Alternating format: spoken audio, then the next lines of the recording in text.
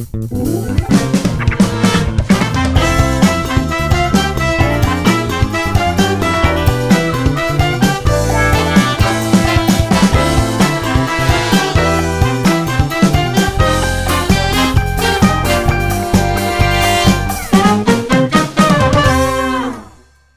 guys, kita berjumpa lagi di Sofina Vitox dan hari ini saya punya tamu yang sudah lama saya dan Pak Pongki cari-cari. Orangnya memunculkan diri di Pulau Bali. Tepuk tangan dong untuk Stanley Sagala. Stanley Michael Sagala. Bener ya? Iya. Nama kau aja ganteng kali loh Bang. Siapa yang tak kenal Stanley Sagala ya? Kalau tahu dulu ada grup vokal yang namanya Male Six. Zaman dulu banget. Ya, gitu. atau Modulus, ya, atau pernah lihat abang ini main jadi orang jahat biasanya dia ya kan, jadi orang jahatan loh yang di sama Piala Iya, jadi iya, orang iya. ya kan, jadi orang Di antagonis. sinetron, iya. Di sinetron, atau mungkin juga pernah, aku pernah nonton Bang Stanley dulu jadi TV host atau presenter musik. Nah, hari ini kita hadirkan dia. Ternyata orangnya masih warawiri, masih bermusik, masih semangat ya Stan ya? Amin, amin. Masih ya? Masih sehat ya? Masih sehat dan masih ganteng, itu yang penting. Tunggu ya, bener ini gue ngomong depan suami gue, lu nggak usah nggak enak hati, nggak usah gimana. Zaman gue dulu ya, orang tuh kalau Stanley Sagala, Stanley Sagala gitu ya. Iya, lu masa nggak merasa sih dulu kalau kayaknya Stanley Sagala tuh, udah bisa nyanyi terus ganteng terus taekwondo gitu. Taekwondo, iya. Lo sabem nggak sih dulu? Iya. Tuh, sabem lagi.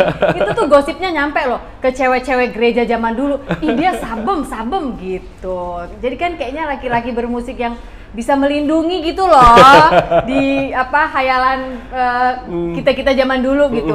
Gue ada satu sahabat ya, gue harus cerita nih dia tapi udah almarhum.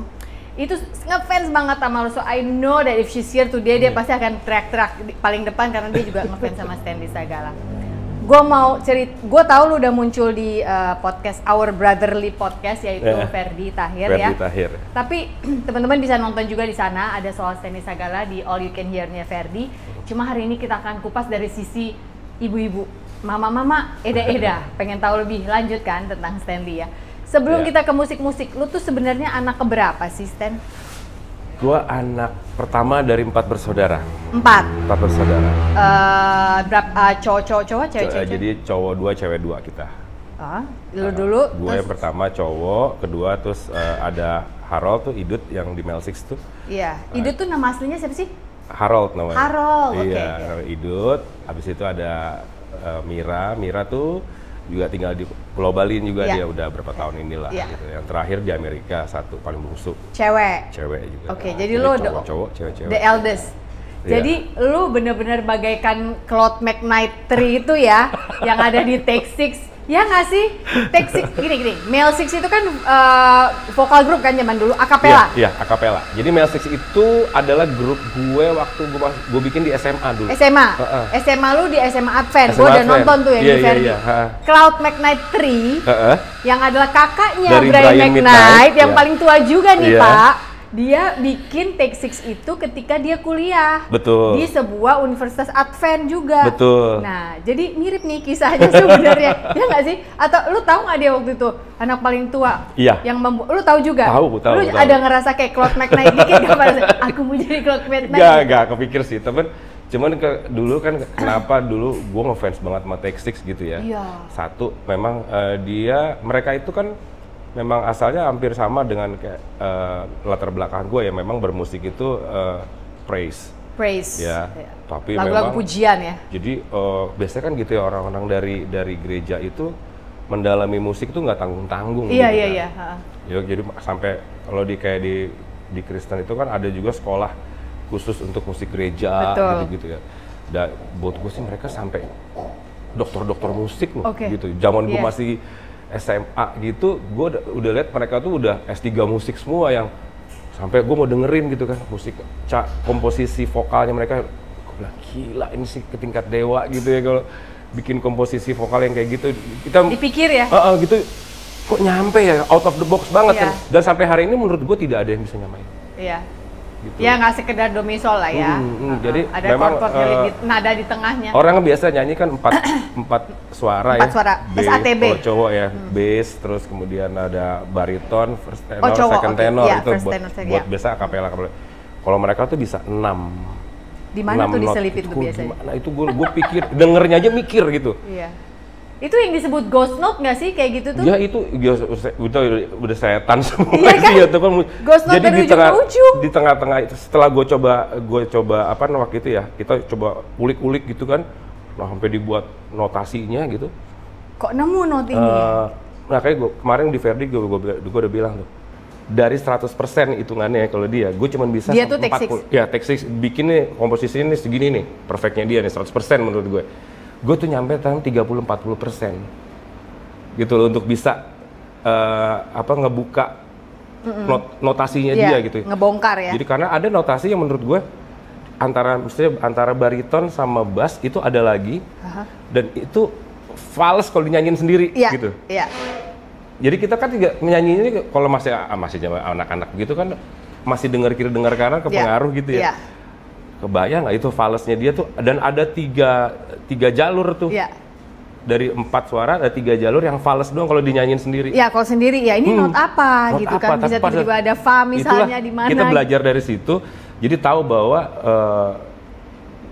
keindahan sebuah komposisi vokal itu memang harus ada falsnya gitu. Jadi ini kan filosofinya gini loh. Kesempurnaan seseorang itu tidak akan menjadi sempurna kalau tidak ada kesalahan-kesalahan yang terjadi gitu. Jadi ada jalur falsnya lah gitu.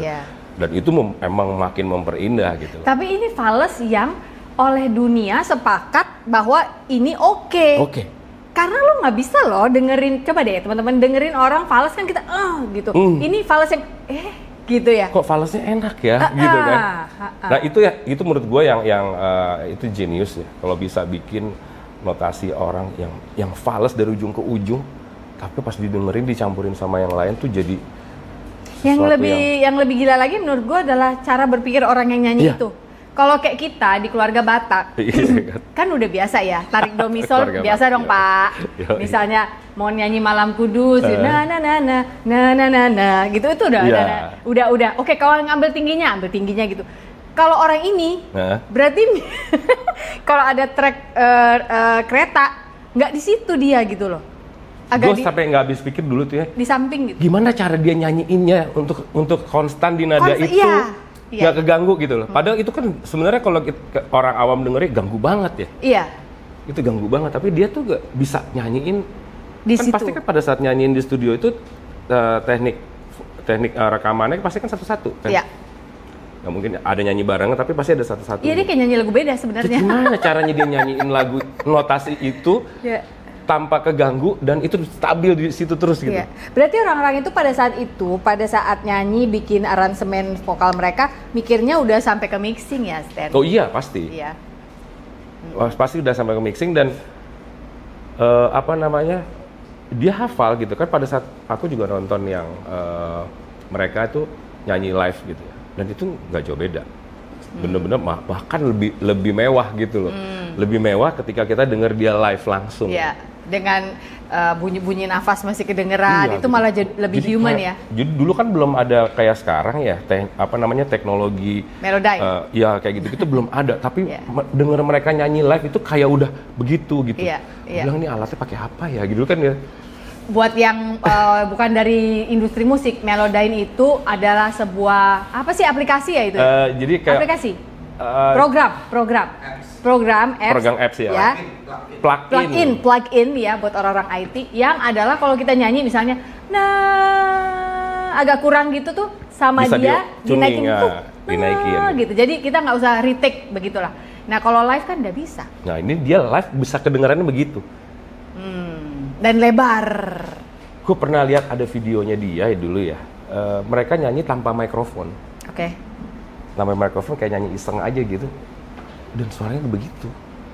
Komposisi pecahannya emang gila sih menurut gue gitu. Jadi buat gue sampai hari ini wajar lah kalau gue angkat topi sama orang-orang itu gitu kan yang memang ilmunya luar biasa lah gitu.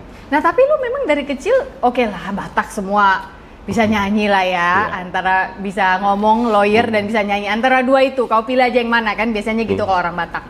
Lu emang keluarga lu musisi, bokap lo main gitar kah? Nyokap lo guru kur kah? Enggak ada gitu. Nah lu kenapa? Lu di Ferdi lu bilangnya gue emang dari dulu suka nyanyi, walaupun bisa main piano, walaupun bisa main gitar, but you really love singing. Jadi, kenapa itu? Nggak tahu ya kan, kalau gue nih kan keluarga perpaduan Batak Ambon kan. Jadi nyokap Ambon gitu. Jadi keluarga Ambon itu memang juga suka pada nyanyi gitu, om-om gue gitu kan.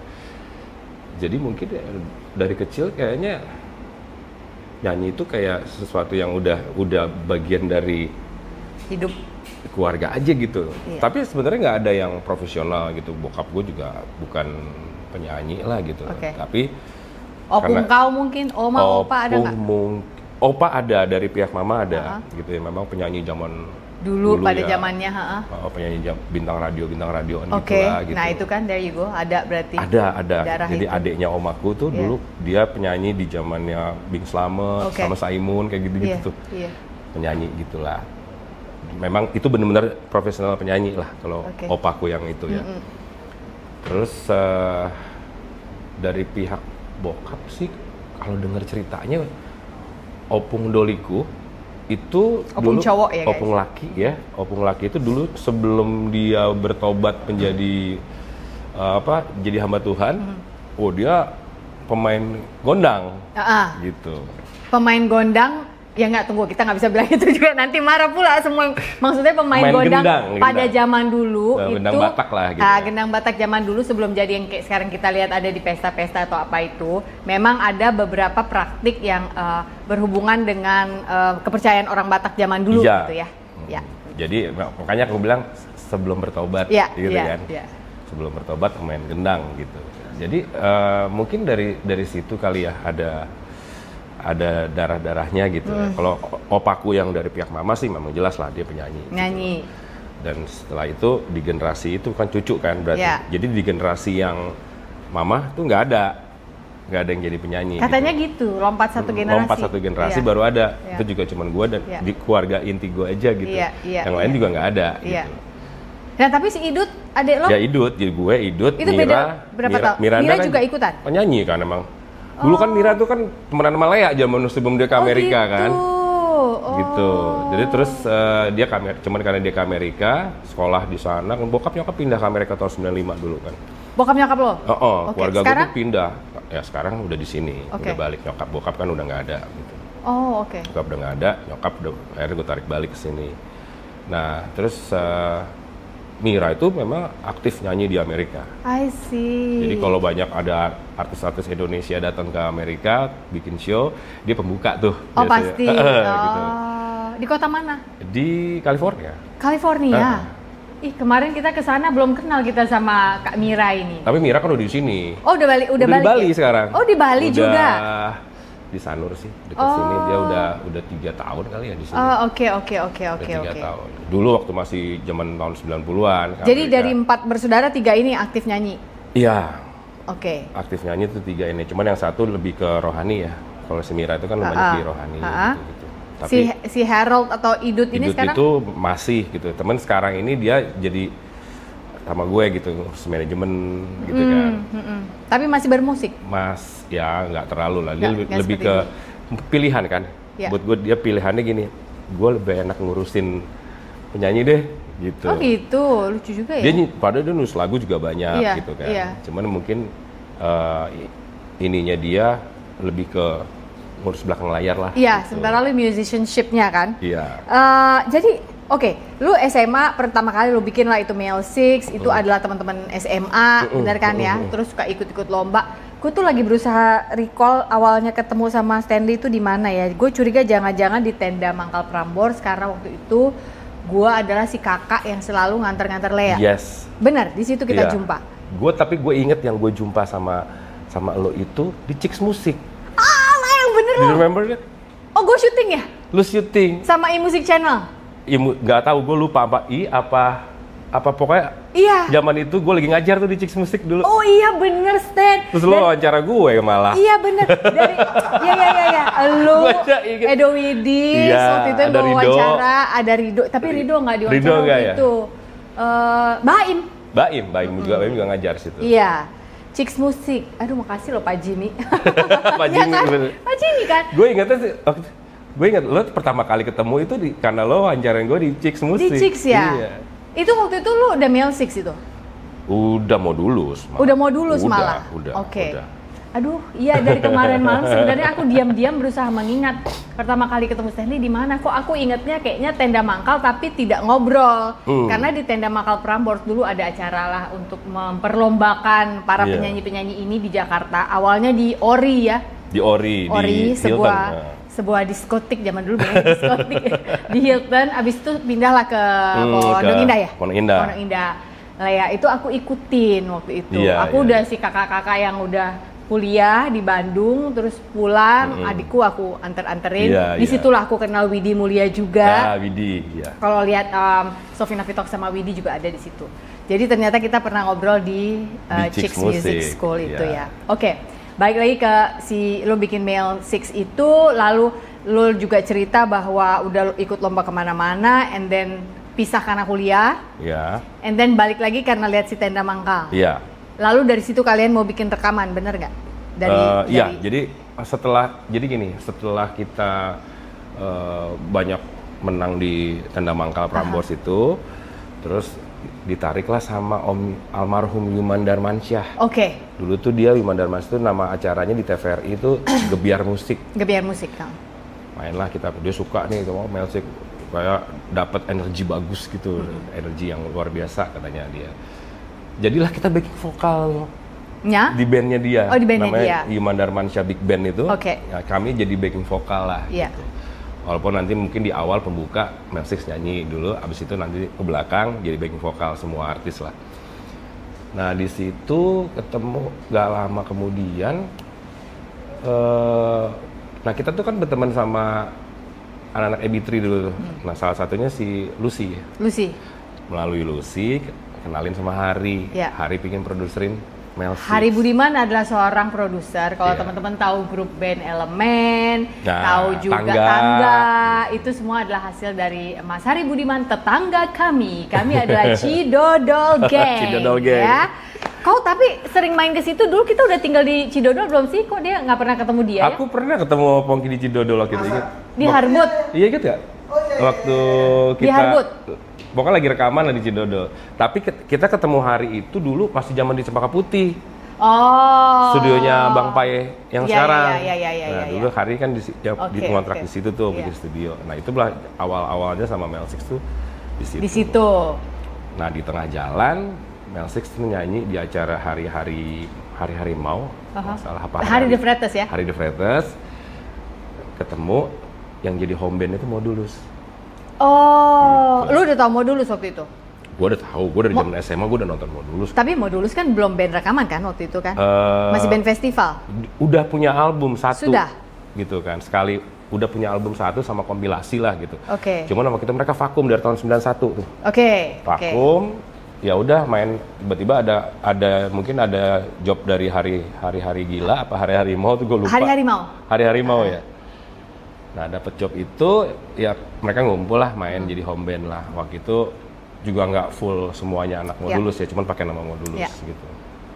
Nah besokannya setelah acara itu gue ditelepon lah sama almarhum Iwang. Iwang tuh pemain bassnya Modulus. Ditelepon, Stan, kapan yuk kita itu bantu-bantu dong gitu kan. Kita lagi nggak ada vokalis nih gitu. Bantu-bantu kalau bahasa zaman sekarang collab gitu. Bahasa dia dulu gue masih inget banget di telepon.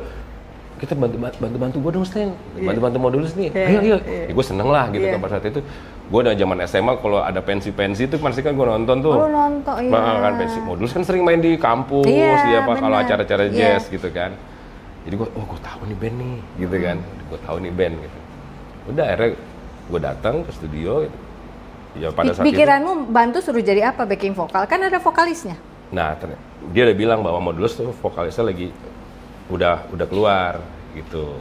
Ngomongnya pas lo udah nyampe? Atau sebelumnya bantu-bantu dong Stan? Yang pas udah nyampe, Oke. dibilang katanya, Stan kita kan vokalisnya Bimo dulu ya, Bimo tuh udah keluar, lo isi deh gitu kan. Nah waktu itu masih ada satu lagi tuh, ada Adele Lansyah. Nah Adele tuh dia banyakan nyiptain lagu, nulis lagu di Modulus. Ya udah kita kalau kita kan sama-sama suka musik ya udah nyanyi aja. Zaman dulu kan kalau mikirin musik gimana, musik begitu, ya nyanyi hajar ya kan gitu. Ngumpul main, latihan hajar, besok kita nyanyi di Friday Jazz Night misalnya gitu kan. Gitu, Asik. Besoknya mau dipanggil lagi kita nggak tahu. Gitu kan. Pokoknya fun aja gitu kan. Ntar dipanggil lagi, nyanyi lagi di sini yuk, latihan dulu di studio. Jadi itu gitu. Nah kita kan masih umur 20, nggak mikirin bahwa for the future nanti akan menjadi seperti apa, kita nggak ngerti. Yang penting kesukaan kita bermusik aja ngumpul itu. Nggak ada yang mikir ya, siapa yang ini mikir, pencipta gitu kan. lagunya, ini siapa yang ditulis sebagai pencipta, siapa yang aransemen, nggak ada Nggak yang mikir mikir ya. gitu kan, asik-asik, nggak ada tuh officially kontrak, lo gabung sama Modulus, nggak ada gitu kan. Oke. Jadi kita nyanyi sampai akhirnya tawarin rekaman, ketemu label. Terus udah rekaman keluar, nggak pernah nyangka ternyata Hits. jadi musiknya digemari lah gitu kan. Dan gue juga nggak mikirin, nggak terpikir di gue bahwa ini akan jadi sesuatu hal yang akan konflik besar sama Mel Six. Nggak pernah berpikir pada saat itu. Waktu lu aktif di sana, yang di Mel Six nggak ada yang ribut, nggak ada yang kok salah sih lo, kita gimana gitu. Jadi sama Mel Six, gue tetap jalan sebenarnya nyanyi. Iya nggak, mereka nggak lu mau di mana Stan? Waktu gitu. itu belum, tapi pada saat Mel Six mau keluar album, nah itu jadi masalah. Karena ternyata pihak label itu tidak mau gue ada di jajaran anak Mel Six ini. Pihak label yang menaungi Modulus, Mel Six. Oh Mel Six tidak mau lu. Gue ada di situ. Siapa waktu itu labelnya? Aquarius. Aquarius Musikindo nggak mau karena menurut mereka mau diapain juga Stanley udah keburu jadi ikon di Modulus. Gue mau Mel Six ini kan fresh. Sementara lu di situ first tenor. Gue lead. Oh. Nah, jadi iya ya sih, itu Stan. konflik banget Iya. gitu. Dan gue padahal udah sempat kita udah meeting nih antara anak Mel Six sama Modulus. Ya Modulus ya udah Stanley memang asalnya dari situ kan gitu. Gue bilang gue vakum dulu ya sama Modulus. Padahal Modulus lagi mau rekaman nih album berikutnya gitu. Tapi gue balik lagi ke Mel Six. Udah selesai Mel Six semua, ternyata label ngeliat muka gue. Ini kan dia vokalisnya Modulus, ngapain udah di sini? Iya. Enggak, gue nggak mau. Wah anak bingung kan. Itu kayak apa ya, anak kehilangan induk jadinya kan. Itu gue juga sampai ya mau gimana gitu kan. Harbut juga sampai datang ke rumah. Ayo gimana ya Stan gitu kan. Pelik banget itu. Pelik pasti. dan gitu. Ini udah mau tanda tangan kontrak, mau tinggal sebentar lagi keluar, mau buat video klip segala macam. Akhirnya gue berbesar hati keluar dari demi mereka bisa jalan terus. Keluar ganti penyanyi baru dan itu dalam waktu 1 bulan harus gantiin semua vokal gue. Hah? Dia belajarnya gimana tuh 1 bulan ganti semua vokal lo? Kebayang ya, jadi Mel Six-nya udah rekaman, semua yang ada Stanley dihapus, delete, orang ini harus bisa copy paste. Iya. Ada di situ supaya nggak rubah banget aransemen dan gue lagi. juga harus bantu gitu kan. Bantu pada proses Sorry, siapa recording. waktu itu nama penyanyi? Vicky namanya. Vicky. Ada penyanyi, mungkin dia banyak main di jingle iklan. Oke. Akhirnya karena kita juga udah nggak bisa mikir mau cari siapa lagi, bingung kan. Ya, ini available dan bisa. Ini bisa udah Vic, Dan mau. suara agak mirip-mirip nih katanya gitu kan. Udah akhirnya dia yang gantiin gitu ya. Ya gue juga waktu itu pada saat proses rekamannya pun mungkin gue terlalu nggak bisa harus begini gitu kan.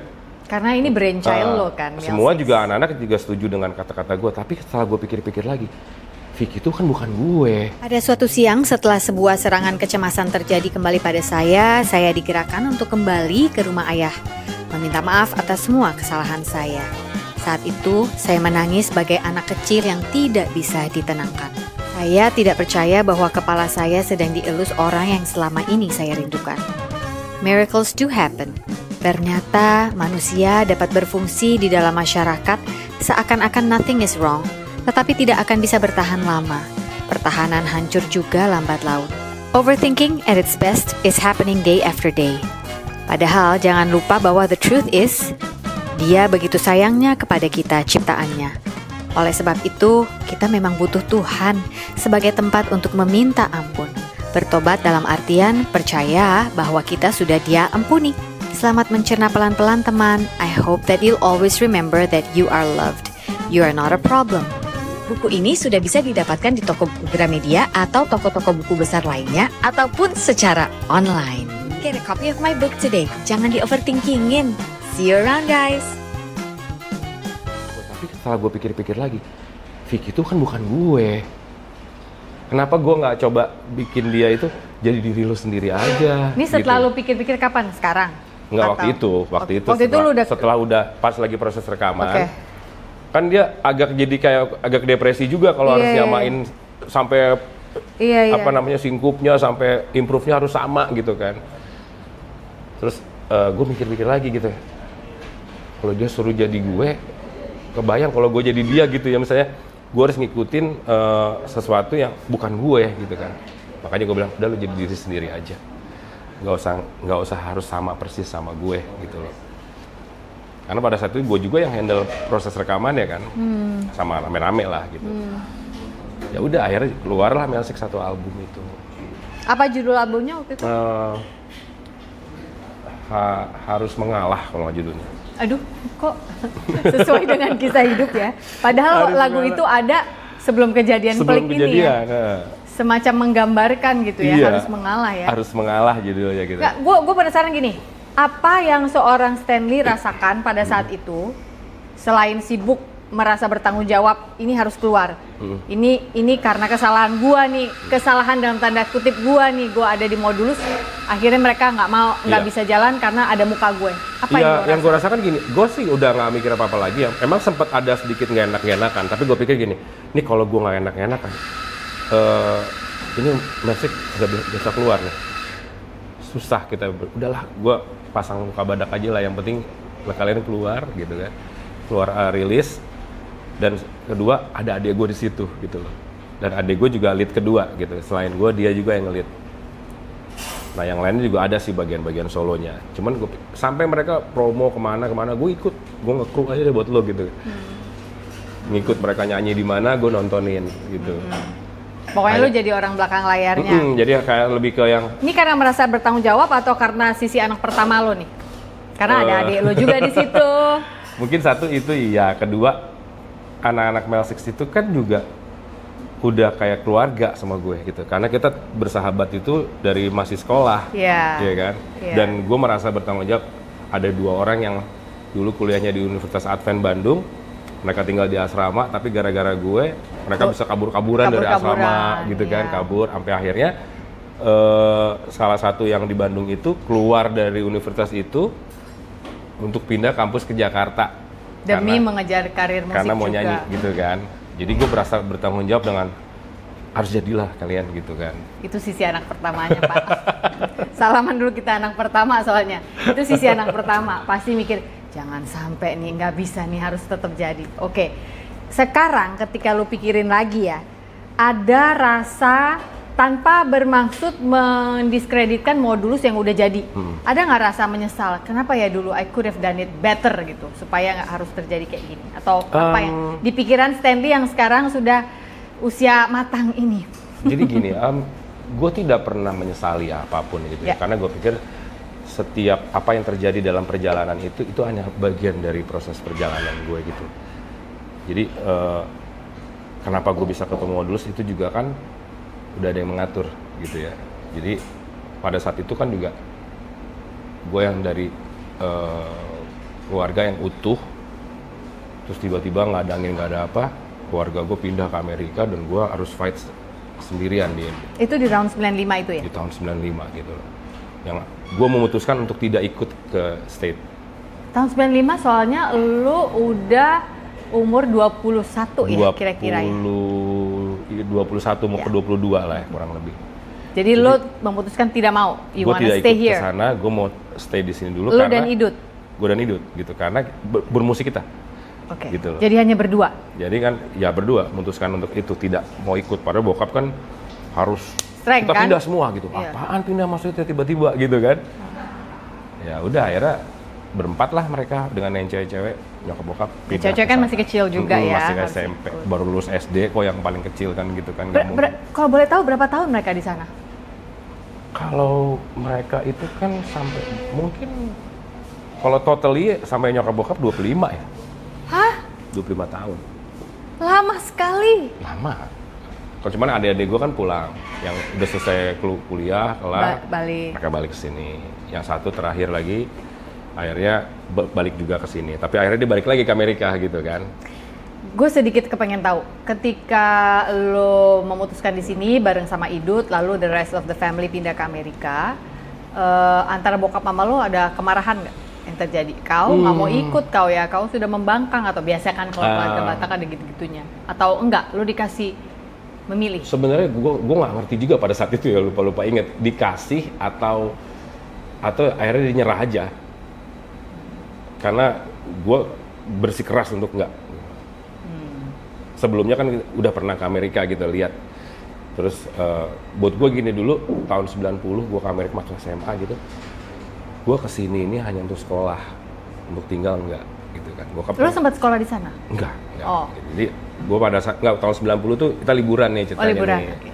Kan keluarga banyak di sana tuh, liburan.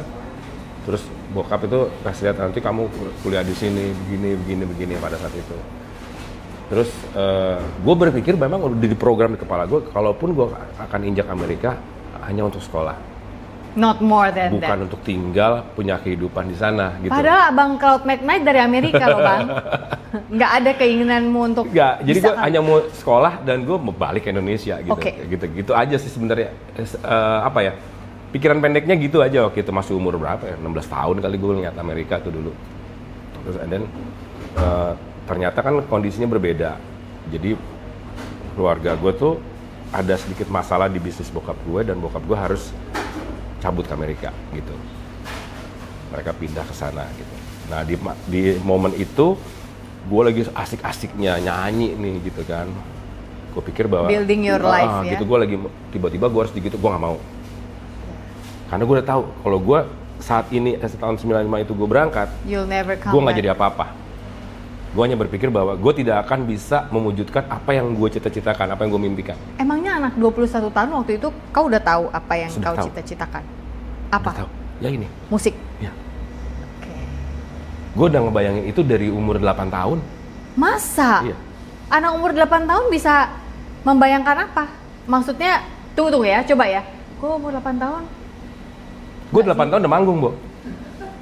Oh, di mana? Di ya, pokoknya di sekolah. Taman Mini Indonesia Indah, di acara-acara artis apa, penyanyi-penyanyi cilik, kayak gitu-gitu gue udah nyanyi, tapi gue tidak punya album ya. Iya, iya. Lu ini termasuk kayak macan-macan festival macam si Rio itu kemana-mana. Enggak sih, enggak menang juga. Tabanas, menang apa. Gue lebih yang gini, umur 9 tahun, 10 tahun tuh ada acara, misalnya acara Hari Anak Nasional gitu kan. Terus gue nyanyi di Taman Mini Indonesia Indah. Yang undang? Ya pokoknya ada sanggar gitu kan ya. Lewat sekolah. mamah bapak? Enggak. Nyokap bokap tuh nggak pernah ikut campur urusan Jadi, itu. Gue ya tuh umur bisa- segitu lu tuh umur udah segitu. melanglang buana sendiri. Ini siapa yang nelfon lu? Itu gue pengen tahu, zaman Kan itu kan nggak ada handphone. Jadi Oh, di sekolah, di Stanley SD ada gitu. ini. Kan gue Ayo, sekolah udah nyanyi. nyanyi tuh SD ya kan. Oh gitu. Acara Taman Mini apa gitu kan. Acara-acara anak lah gitu. Setiap ada Hari Anak Nasional lah, 17-an lah apa gitu tuh gue aktif banget dengan itu gitu. I see. Terus habis itu ya dari mulut ke mulut kan. Ada festival di Monas nih, PRJ. Si Stanley aja yang SD-nya di sana itu bisa dia nyanyi gitu kan? gitu. Oh. Pokoknya segala panggung kelurahan 17-an gue juga nyanyi gitu. Bapak mamahmu datang nonton biasanya? Enggak. Tapi tahu nggak lu nyanyi? Tahu gitu kan. Terus nanti pulang nggak nanya? Mereka tuh cuma nonton gue itu pada saat gue kecil itu, kalau gue nyanyi di gereja baru mereka nonton. Oh, Gitu. oke. Karena mau nggak mau harus nonton kan. Iya. Jadi mereka nggak terlalu tertarik musik berarti ya? Memang pure bisnis dan mama adalah ibu rumah tangga? Ibu rumah tangga tapi suka menyanyi. Ya. Jadi kalau nyokap itu kan karena memang dari keluarganya, di keluarga Ambon tuh nyanyi tuh adalah beberapa penyanyi-penyanyi kafe Of lah. course, ya, ya. kayak gitu-gitu di keluarga besarnya mereka. Jadi ketika gue sudah condongnya ke situ, dia nggak ada masalah. Tapi bokap kan bisnis. Ya, ke bisnis lah, istilahnya harus sekolah ke Amerika. Kau harus sekolah bisnis, MBA. Standarnya orang Batak banyak kayak gitu ya kan. Jadi MBA lah kau ya kan, nanti bisa kerja di bank lah. Baru mau aku bilang, biasanya suruh sekolah suruh kerja di bank. Ngapain sih orang tua zaman dulu suruh kerja di bank? Iya, jadi kan apa namanya, bokap kan dari kampung ya, dari Sumatera yang memang fight ke Jakarta. And he made it. Iya, dia harus lakukan itu dan dia kejar lah gitu. Nah dia pingin anak laki-lakinya tuh ada yang kayak dia gitu, tapi ternyata kan kenyataannya berbeda, anak laki-lakinya seniman semua gitu kan. Waktu kita masih kecil-kecil, kita nyanyi-nyanyi di gereja, mah dia seneng. Tapi pada saat pilihannya udah menuju situ, dia agak was-was gitu. Apa kan ini gitu ya? Nggak juga nih begini kan, nggak bisa begini nih gitu. Jadi dulu kan kita kan keluarga Advent banget ya. Iya. Kalau hari Jumat sore itu kan udah nggak boleh ngapa-ngapain orang Advent. Nah, sementara kita masuk Sabat ya? Sabat kan. Kalau manggung kan Jumat ke atas, Jumat ke Sabtu kan. Jadi dulu tuh lucu gitu kan, bokap gue masih di kantor lah gitu. Gue nyanyi ini misalnya kayak dulu mau nyanyi Friday Jazz Night nih gitu kan. Itu kan Friday hari Jumat malam. Jadi nyokap gue tinggal, udah kamu pergi sekarang. Jam 4 sore gue disuruh pergi, nyokap gue pergi. Si mama. Duluan gitu. Jangan sampai kubur papa pulang, nggak bisa nyanyi kamu nanti gitu kan. Kabur lah gue. Jadi maksudnya mendingan minta maaf daripada minta izin, kata mama. Iya.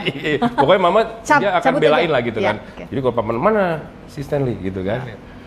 Nyokap tuh alasan, lagi acara ini dia nyanyi sama anak-anak vokal grup gereja apa kemana gitu. Padahal sih gue lagi manggung gitu kan. Jadi harusnya pokoknya bokap tuh harus tahu bahwa gue kegiatannya kegiatan yang berbau-bau gereja, walaupun masuk Sabat tapi oke lah gitu ya. Jadi nggak apa-apa gitu. Tapi kalau misalnya dia tahu nyanyi begitu, nyokap marahin tuh gitu. Jadi ya kita berangkat dari jadi bokap tuh nggak terlalu sih gitu. Bahkan akhirnya pas ke Amerika itu kan gue pada saat mereka pindah gue kan ngerasa kayak bebas ya kan. Bebas nyanyi aja terus kan. Dulu kan belum ada kayak YouTube kayak sekarang ya. Jadi kabar beritanya sampai di mana tuh nggak tahu gitu dia.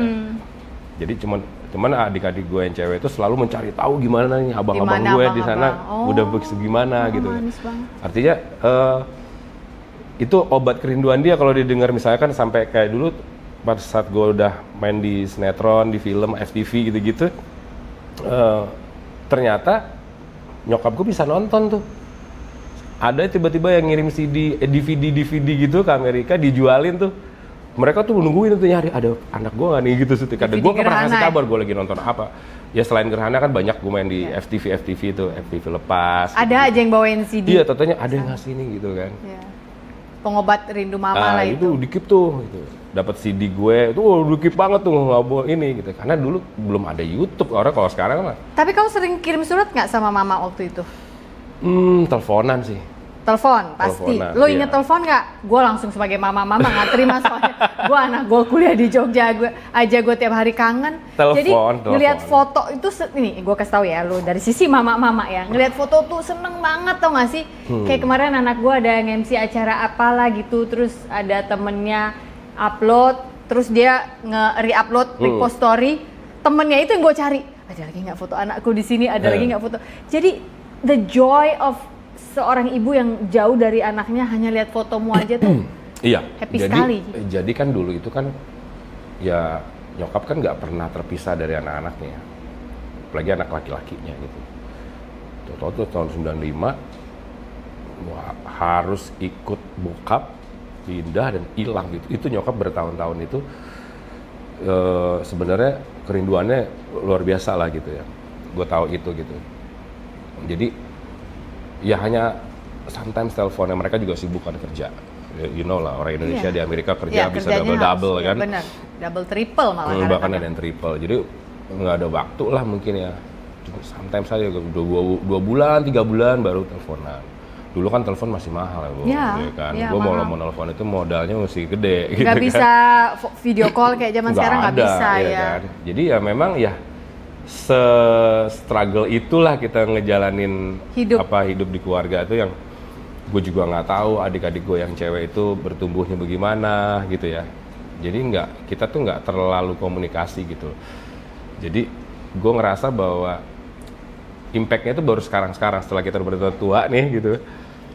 udah pada berkeluarga semua, memang ternyata hubungan antar keluarga itu berbeda. Kita ngerasa kayak, mungkin adik-adikku juga nggak terlalu ngerasa bahwa gue punya abang yang sedekat itu gitu kan, karena kita jauh, apalagi adik gue yang paling kecil.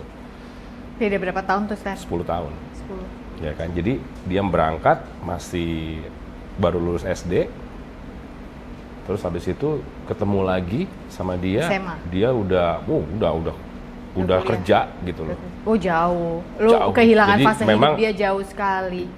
Dia nggak ngerasa bahwa ada chemistry punya abang sih sebenarnya gitu loh. Ya itu yang kehilangan itulah sebenarnya yang paling berasa banget ya di keluarga gitu. Kecuali kalau gue sama adik gue yang cowok, hidup kita kan sama-sama terus ya gitu. Berasa tuh keluarga. Kalau yang cewek-cewek dua mungkin apalagi yang paling kecil ya nggak terlalu berasa kalau dia tuh punya abang gitu. Mau mencoba untuk mendekati pun juga, apalagi kayak sekarang kan tiba-tiba dia udah nikah, udah punya keluarga, dibawa sama suami gitu ya. Ya jadi rasa apa ya, kekuatannya tuh nggak seperti orang-orang lain sih gitu. Tapi rasa sayangnya itu nggak yang, wah gue kangen sama abang gue gitu, enggak sih. Ya karena sempat terpisah Karena kan terpisah di dan usia-usia pertumbuhan. Jadi itu gue rasain waktu tahun 2001, gue sendirian ke Amerika, satu rumah gitu, bareng-bareng di satu rumah, nggak ngobrol kita, bingung mau ngobrol apa. Dia juga, gue mau sama abangku mau ngobrol apa, nggak ada bahan gitu kan. Sama yang paling kecil? Paling kecil gitu. Kalau kan. Mira masih ngobrol kan? Mira masih ngobrol gitu kan, karena waktu dia pergi itu dia udah SMA kan, artinya udah kita punya kedekatan. Nah, tapi kalau yang paling kecil dia bingung, mau ngomong apa, gue nggak ada experience apa sama dia, mau nanya apa juga bingung. Jadi ya sejauh itu sebenarnya, tapi ya apapun itu ya, gue tetap bahwa sedalam setiap doa itu gue nggak pernah ada yang satu yang nggak adikmu yang nggak kesebut, masih kesebut gitu semua, ya. Jadi buat gue ya hubungannya memang sejauh doa sih. Gue itu memperlakukan mama gue itu seperti kayak bukan as a partner. Makanya gue sekarang ini kayak, kalau gue pada saat gue udah dewasa, gue berpikir gue mau cari istri itu yang sepadan, yang partnership. Partner, gitu. Karena buat gue nih, cara bokap gue mendidik nyokap, pada akhirnya nyokap itu nggak bisa apa-apa. Nah itu gue lihat dari situ bahwa hasil dari itu buat kita anak-anak nggak enak.